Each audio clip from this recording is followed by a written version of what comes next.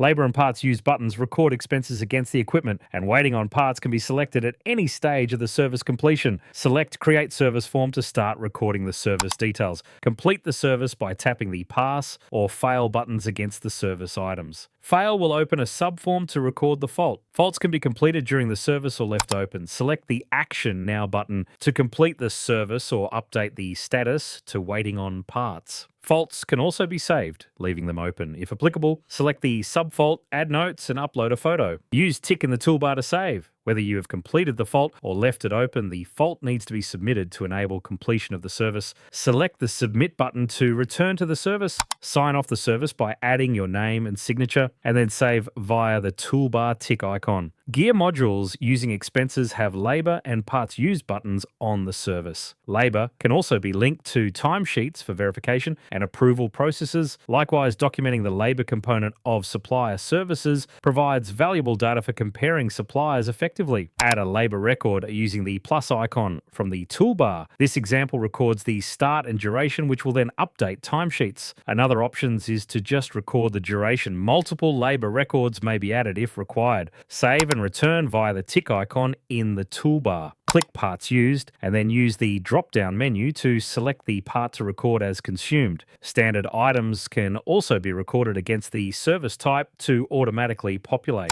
Waiting on Parts has a section to record details of the parts on order and supplier details. To recommence the service, the same process applies. However, the Start button is replaced with Restart Repair. Once all information has been documented, select the Complete Repair button to finalize the service. Repeat the process for any other scheduled or optional repairs if required. Once all maintenance items have been updated, complete the job by selecting Mark Complete. Change the date to match the actual service date before selecting Save. Once you've completed this, the job will be ready for approval. Keep in mind that after approval, the job will be marked as closed. Completed jobs in the schedule are identified easily as they are crossed out. All service expenses, including labour, are recorded against the equipment under the Expenses tab for full cost oversight. If using the labour and duration option for expense, the time recorded for maintenance jobs automatically creates timesheet entry, streamlining your record keeping. Let's move on to Expiries. The Expiry tab presents crucial information including each vehicle's registration expiry date and inspection renewal dates. The subheadings are customizable to align with your organization's needs and can be exported in Excel format. Upcoming or overdue services provides oversight for planning. Note that the table does not display or calculate the next service information if an interval has not been configured. This prevents any services from being falsely flagged as overdue. Click on the name to raise